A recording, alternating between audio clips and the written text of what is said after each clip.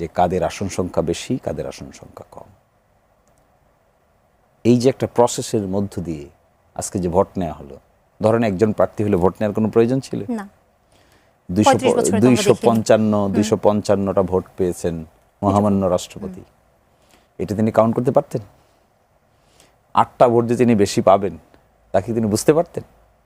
পারতেন না। কিন্তু এই যে বিরোধী দলের রাজনৈতিক প্রসেসের মধ্যে অংশগ্রহণ করার যে tendency, this is a good sign for democracy, it's a culture.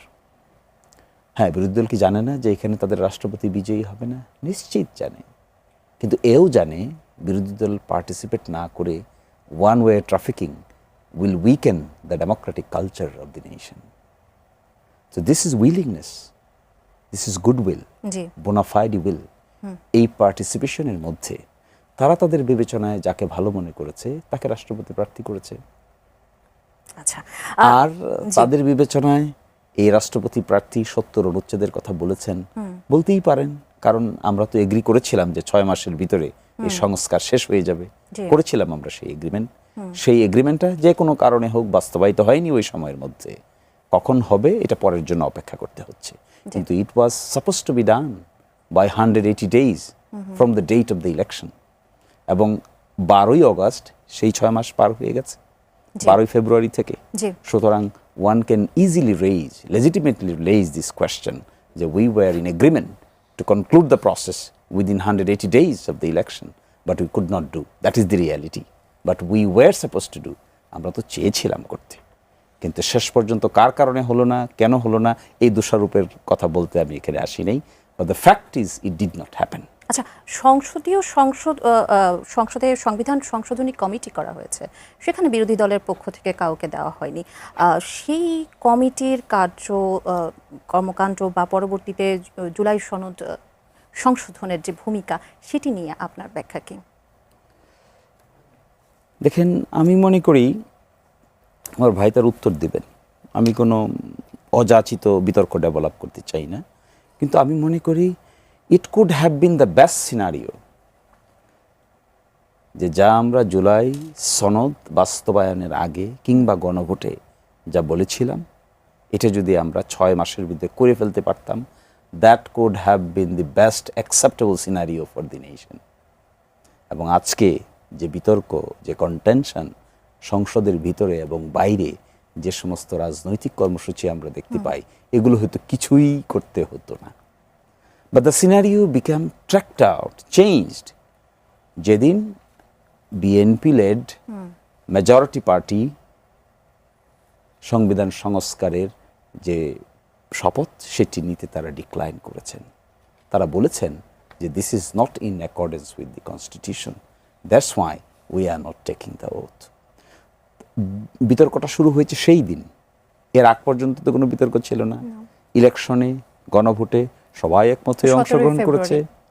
There was no discontent, কোনো ডিফারেন্স অফ অপিনিয়ন ছিল না। Difference of opinion first surface on 17th ফেব্রুয়ারি। কেন? এক পক্ষ বলল যে আমরা দুটো শপথই নিব, আরেক পক্ষ বলল আমরা একটা নিব, আরেকটা নিব না। অথচ যে সমঝোতার ভিত্তিতে নির্বাচনে অংশগ্রহণ করা হয়েছিল সেখানে দুটো কথাই ছিল। তাহলে একটি থেকে ডেভিয়েশন হলো, ডেভিয়েশন বলতে মিসট্রাস্ট হলো, নানান কথা আসতে থাকলো, পক্ষে বিপক্ষে, সঠিক বেঠিক কি আলোচনা হয়েছিল, আস্তে আস্তে আগ্নেয়গিরির অগ্ন্যুৎপাতের মতো গরম হতে থাকলো। আবার বিরোধী দলের পক্ষ থেকে একটা কনস্ট্রাকটিভ রোলও প্লে করা হচ্ছে, ন্যাশনাল ক্রাইসিসে একসাথে কমিটিতে অংশগ্রহণ করা হচ্ছে, রাষ্ট্রপতি নির্বাচনের মতো দেওয়া হচ্ছে, কথাবার্তা হচ্ছে, পার্লামেন্টের ভিতরে ঐক্যের ডাক দেওয়া হচ্ছে, পার্লামেন্টের ভিতরে কয়েকটি বিষয়ে ঐক্যমত পোষণ করার কথা বলা হচ্ছে।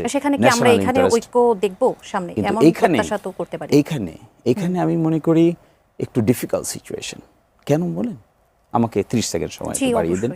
ডিফিকাল্ট সিচুয়েশন এই অর্থে, এখন বিরোধী দল যদি মনে করে যে তারা গণভোটের যে রেজাল্টটা, এই রেজাল্টটাকে তারা অবে না করে সরকারের আহ্বানে সাড়া দিবে, তাহলে তাদেরকে গণভোটকে ডিফাই করতে হয়।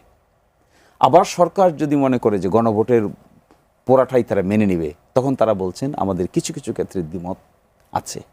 তাহলে তো এখানে একটা কন্টেনশন বিল্ড আপ হয়েছে। এখন বিরোধী দল যদি এখানে অন্ধকার হয়ে আগামীকালকেই ধরেন 4 জন বা 5 জনের জন্য নাম রেখেছেন, এখনো 17 সদস্যের মধ্যে 12 সদস্য ঘোষণা করেছেন আর 5 জনের জন্য অপেক্ষা করছেন, ধরেন আগামীকালকে দিল। তা আগামীকালকে দিলে গণভোটের পরে যে তরিকায় সংবিধান সংস্কার করার রোডম্যাপ ঘোষণা হয়েছিল সেখান থেকে তাদেরকে সরতে হবে, না সরে তো নামটা দিতে পারবে না। এখন যদি নাম দেয় তাহলে কিসের সদস্য হবেন তারা? সংবিধান সংশোধন বিশেষ কমিটির সদস্য হবেন। আর তাদের হওয়ার কথা ছিল কি? তাদের হওয়ার কথা ছিল সংবিধান সংস্কার পরিষদের সদস্য হবেন। তাহলে গণভোটের ওই পার্টটুকুকে ডিনাই করতে হচ্ছে। This is what is difficult.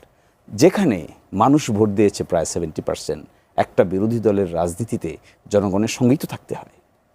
নাকি বলতে পারবে বিরোধী দল যে জনগণের সঙ্গে আমরা থাকবো না, আমরা চলে যাব to a particular political party? That is what is a difficult step for opposition. এটাই অনেকের কারণ।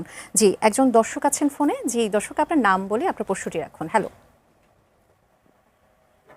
হ্যালো, আসসালামু আলাইকুম ওয়া রাহমাতুল্লাহ। ওয়ালাইকুম আসসালাম। জি বলুন আপনার প্রশ্ন। সম্মানিত মুন্নি ইউসুফ, ধন্যবাদ আপনাকে। ধন্যবাদ সম্মানিত শ্রদ্ধাভাজন দুইজন, শিশিরমণি অ্যাডভোকেট শিশিরমণি এবং অ্যাডভোকেট মাসুদ আহমেদ তালুকদার। জি, ভালো লাগতেছে কথাগুলো, আমরা রেসপন্স করতেছি, রিয়াক্ট করতেছি, থিঙ্ক করতেছি। আমরা এই ধরনের লোককে সামনে আনবেন, খুব ভালো লাগতেছে। আচ্ছা, প্রশ্নে চলে যাই। আমরাও মির্জা আব্দুল জব্বার, আমার নাম, আজকে যে নির্বাচিত হয়েছিলেন মির্জা ফখরুল, তাকেও সাধুবাদ জানাই, ধন্যবাদ। আমার প্রশ্ন হচ্ছে, ইতিপূর্বে আমরা দেখেছি রাষ্ট্রপতি পদে যারা ছিলেন, যেমন আব্দুল হামিদ বদরুদ্দোজা চৌধুরী যেমন ছিলেন, এই এর আগে জিল্লুর রহমান সাহেব, প্রত্যেকেই সিরিয়াল বাই সিরিয়াল ভালোই এরা সিলেক্টেড, আর ইলেকশনের মাধ্যমে হলো, এটি তো আবার। আমার প্রশ্ন হচ্ছে যে রাষ্ট্রপতির মর্যাদা থেকে পদ থেকে যেন তার যে অ্যাক্টিভ সেইগুলো যদি ব্যবহার করতে না পারে, তাহলে ভালো লোক থাকি তো লাভ হচ্ছে না। কথাটা বোঝার চেষ্টা করবেন শ্রদ্ধাভাজন দুইজন ব্যক্তি, যে রাষ্ট্রপতির তার অধিকার, তার যে ক্ষমতা, তার যে প্রায়োরিটি দেওয়া হবে, সেই বলে যদি চলেন তাহলে দেশের খেদমত উনি বা আমাদের জন্য কিছু করতে পারবে। আজ রাষ্ট্রপতি যদি তার মর্যাদা থেকে যদি জিম্মি থাকে, তাহলে তো আর আমাদের সেবা করতে পারবে না। এই বিষয়ে আপনারা একটু ভালো করে বুঝাতে পারবেন না, আমি পারতেছি না। ধন্যবাদ দুজনকে। আসসালামু আলাইকুম। জি, তিনি যে প্রশ্নটি করেছেন যে রাষ্ট্রপতির, যদি আমরা বুঝে থাকি ঠিকমতো, যে রাষ্ট্রপতির ইচ্ছা থাকলেও অনেক সময় ক্ষমতার ভারসাম্যের কথা আপনি প্রথম থেকে বলছিলেন, সেটির কারণে আসলে তার ইচ্ছার যে প্রতিফলনটা আমরা দেখি না। আপনি কি মনে করেন যে রাষ্ট্রপতির ক্ষমতা এবং প্রধানমন্ত্রীর ক্ষমতার যে ভারসাম্যের কথা জুলাই সনদেও বলা আছে, সেখানে আসলে ভারসাম্যটা কেমন হওয়া উচিত, চেক অ্যান্ড ব্যালেন্সটা কেমন হওয়া উচিত? দেখুন, বিএনপি পরিষ্কার ভাষায় বলেছে জুলাই সনদের যে প্রস্তাবনা সেগুলা সংবিধানে সংস্কার করে সংবিধানে আর্টিকুলেটেড করবে। তো যতক্ষণ পর্যন্ত সংবিধানের সংশোধন না হচ্ছে ততক্ষণ পর্যন্ত আজকের যে সংবিধান সেটা মেনেই চলা হলো সকল নাগরিকের দায়িত্ব।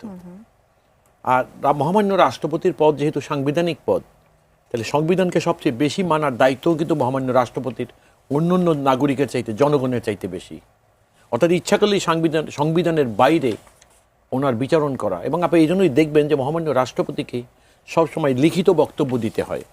এর কারণটা হলো তাকে কনফাইন করা যেভাবে আছে সংবিধানে, অর্থাৎ সংবিধানের রক্ষক তিনি, আমি রক্ষক বলছি না, সংবিধানের মানে কি বলবো, কর্তা ব্যক্তি তিনি। সেই জন্য এই সংবিধান কোনোরকম ব্যত্যয় ঘটে, কোনো ব্যতিক্রম না হয়, মহামান্য রাষ্ট্রপতিকে নিজেকেই সেইটার দিকে অনেক খেয়াল রাখতে হয়। যেই মির্জা আব্দুল জব্বার প্রশ্ন করেছেন, মির্জা সাহেবের তো আজকে খুশিতে এই প্রশ্ন করার কথা ছিল না, কারণ আজকে মির্জা সাহেবরা দেশের রাষ্ট্রপতি। সুতরাং, এবং এটা নিশ্চিত জুলাই সংস্কার প্রস্তাব বিএনপি যেহেতু বারবার বলছে যে আমরা এটা করবই, সে কারণে আমাদের ওই যুক্তিসঙ্গত সময়ের জন্য অপেক্ষা করতে হবে। বিশেষ করে মির্জা আব্দুল জব্বার যিনি বলেছেন, আসলে রাজনীতিবিদ থেকে যখন রাষ্ট্রপতি হয় তখন আসলে চাওয়া পাওয়াগুলো অনেক বেশি থাকে, কারণ রাজনীতিবিদ যারা থাকেন তারা মানুষের পালসটি খুব ভালোভাবে বুঝে। সেক্ষেত্রে রাষ্ট্রপতি হিসেবে মির্জা ফখরুল ইসলাম আলমগীর সেই পালসটি কতটুকু ধরে রাখতে পারবেন বা তার ক্ষমতার প্রয়োগ করতে পারবেন, সেখানেই আসলে প্রশ্নটি তিনি করেছেন। ব্যাপারটা হলো আসলে জনগণের প্রত্যাশা সরকারের উপরে, রাষ্ট্রপতির উপরে নয়। তারা সাংবিধানিক প্রধান হিসেবে দেশের রাষ্ট্রপতিকে মনে করে যে সরকার যেমন, এই অভিজ্ঞতাটা মানুষের এবং এই প্রত্যাশাটা মানুষের মধ্যে এত বেশি কেন, এটার মূল কারণটা ছিল মানুষ সমূহ সময়কালে যে অভিজ্ঞতা অতিক্রম করে এখানে উপনীত, সেই সময় দেখা গেছে রাষ্ট্র ক্ষমতায় যারা ছিলেন অনির্বাচিত সরকার, যেই কারণে অনির্বাচিত সরকার এবং তাদের দ্বারা আবার নির্বাচিত রাষ্ট্রপতি, দুইটাই মোটামুটি অনির্বাচিত। কারণ যেই সম্মানিত সংসদ সদস্যরা রাষ্ট্রপতি নির্বাচন করে তারা যেহেতু অনির্বাচিত ছিলেন, সেই কারণে তাদের ওই অনির্বাচিত রাষ্ট্রপতির দ্বারা নির্বাচিত সংসদ সদস্য অনির্বাচিত রাষ্ট্রপতি ছিলেন। এটা ছিল প্রবলেম। কিন্তু এখনকার প্রেক্ষিত হলো ভিন্ন। এখন রাষ্ট্র ক্ষমতায় জনগণের দ্বারা নির্বাচিত সরকার, আর সেই নির্বাচিত সম্মানিত সংসদ সদস্য এই দেশের মহামান্য রাষ্ট্রপতিকে নির্বাচিত করেছে। সুতরাং আগেরটার সঙ্গে এটার ফারাকটা হলো ওইখানটায়, যেখানে মানুষের প্রত্যাশা অনেকটা বেশি। আপনাকে আমি আরেকটা কথা একটু এইভাবে বলে নেই, জনাব শিশির মনির যে কথাগুলো বলছে, 180 দিনের কথা বলেছে, জুলাই সনদ বাস্তবায়নের কথা। ওনারা এটাও বলেছে যে সংসদীয় উপকমিটিতে তারা লোক দিচ্ছে না, কি কারণে? তারা মনে করতে আছে জুলাই সনদে তারা যে প্রস্তাবনায় সম্মতি দিয়ে আছে সেটার খেলাফ হবে। আমার বন্ধু শিশির মনির মতো এত পণ্ডিত মানুষ, তার এই কথাটাকে এভাবে উপস্থাপন করাটাই আমার কাছে গ্রহণযোগ্য মনে হচ্ছে না, এই কারণে যে জুলাই প্রস্তাবনা বিলম্ব হলেও এখন পর্যন্ত এটা আইনের কোনো মর্যাদা অর্জন করে নাই। এটা এখন পর্যন্ত কেবলমাত্র প্রস্তাবনা। এবং আপনি দেখবেন সংবিধানের পরবর্তী সংশোধন, এবং ওনারা সংবিধান এখন যে সংসদের যে উপকমিটি যেখানে করা হয়েছে, 12 জন দেওয়া হয়েছে, ওনাদের 5 জনের জন্য অপেক্ষা করতেছে, প্রপারলি ফাংশনিং হচ্ছে না।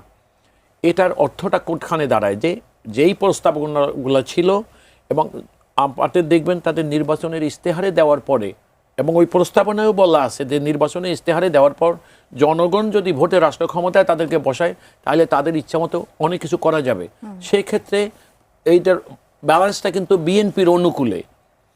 এখন বিএনপি আর আরেকটা জিনিস যেটা বলেছেন ইনি, গণভোট 70% মানুষ, এই 70% মানুষদের যে 51% লোক বিএনপিকে ভোট দিয়ে সরকার বানাইছে, তারাও ছিল এই 70%-এর। এই কথাটাও আপনাদের মনে রাখতে হবে। আর আমি বরাবরই বলেছি গণভোটের কোনো প্রয়োজন ছিল না। এই গণভোটেরটা, এই বার্ডেনটা কেন রাজনীতিবিদদের উপরে চাপানো হলো? কিন্তু গণভোটের হ্যার পক্ষে তো আপনার উপর হ্যার পক্ষে আমরা এটা দিতে শোনেন। ওই যে ব্যাপার হয়েছে, একটা কথা ছিল যে নদীর মধ্যে আল্লাহ আমারে ভয় দেখাইছে, আমি এর লোভ দেখাইছি। এর অর্থটা ছিল এইরকম, একটা অনির্বাচিত সরকার রাষ্ট্র ক্ষমতায় বসে তখন নানা রকম কেরিকেচার করছিল, যেই জনগণের দীর্ঘদিনের প্রত্যাশা ছিল, আন্দোলন করে আসছে তারা, নির্বাচিত সরকার হবে জনগণের। তো একটা অনির্বাচিত সরকার যাওয়ার পর আবার একটা অনির্বাচিত সরকার আসলো, এবং সেই সরকারের মধ্যে যে ডিফ স্টেট ছিল, সরকারের মধ্যকার সরকার, তারা চেয়েছিলেন নানা রকম বাহানা করে তারা মানে প্রলং করতে পারে কিনা, তাদের দীর্ঘ করতে পারে কিনা সময়কাল রাষ্ট্র ক্ষমতায়। যেই কারণে রাজনীতিবিদরা তো আর ওই যে কি বলে চীনাবাদাম খেয়ে শুধু রাষ্ট্রপতি হন নাই, তারা বুঝেন। আর সবচেয়ে বড় ব্যাপার হলো অরাজনৈতিক লোকরা অনির্বাচিত সরকারে ছিলেন, তাদের সঙ্গে নির্বাচিত সরকার মানে রাজনৈতিক সরকারের একটা বা রাজনৈতিক দলের একটা চির শত্রুতা আছে। আমি শেষ করে দিচ্ছি আপনাকে। সে কারণে তারা মনে করেন যে রাষ্ট্রের জন্য আমরা অনির্বাচিত যারা, অর্থাৎ যাদের নাম সুশীল, তারা মনে করে দেশের ভালোর জন্য আমার রাজনীতিবিদদের অপেক্ষা আমরা বেশি যোগ্য। তো যে কারণে যখন দেখলেন যে তারা রাজনীতিবিদদের সঙ্গে মানে চিপ গেম খেলা শুরু করেছেন, তখন রাজনীতিবিদরাও তাদের সঙ্গে গেম খেলেছে। আচ্ছা, আমি এইভাবে না, আমার কথাটা এইভাবে শেষ করতে। তো বিষয়টা হলো এই যে বিএনপি রেফারেন্ডামের কথা বলেছে, এবং তাদের যেই জুলাই সনদের প্রস্তাবনায় স্বাক্ষর করে আসছে, সেই জিনিসগুলোকে তারা বলেছে যে আমরা কোনোভাবে এখান থেকে আমরা সরে যাব না।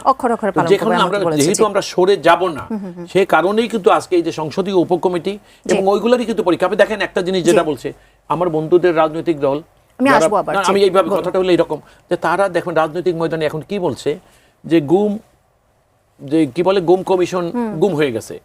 অথচ আপনি দেখেন সেটা নিয়ে কত আরো উদার আইন করার জন্য ইতিমধ্যে কিন্তু এই বিষয়টা, সেই কারণে আমি বলছিলাম যে যারা আপনি যদি নিজের দায়িত্বকে উপেক্ষা করার জন্য খোরা যুক্তি দেন, আপনার যুক্তি কতটা শক্তিশালী সেটাও কিন্তু মানুষ বিচার বিশ্লেষণ করছে। ধন্যবাদ। আমি অ্যাডভোকেট শিশুমণি আপনার কাছে আসি যে জুলাই সনদে বিএনপির নোট অফ ডিসেন্ট রয়েছে। এখন বিএনপি বলছে ভিন্ন মতের বিষয়গুলোতে তারা নিজেদের নির্বাচনী ম্যান্ডেটই বাস্তবায়ন করবে। জুলাই সনদকে যদি আমরা জাতীয় ঐক্যমত্যের দলিল ধরি, তবে নিজস্ব ইশতেহার ও সনদের যৌথ বাস্তবায়নের আইনি সূত্রটি আসলে কেমন হতে পারে?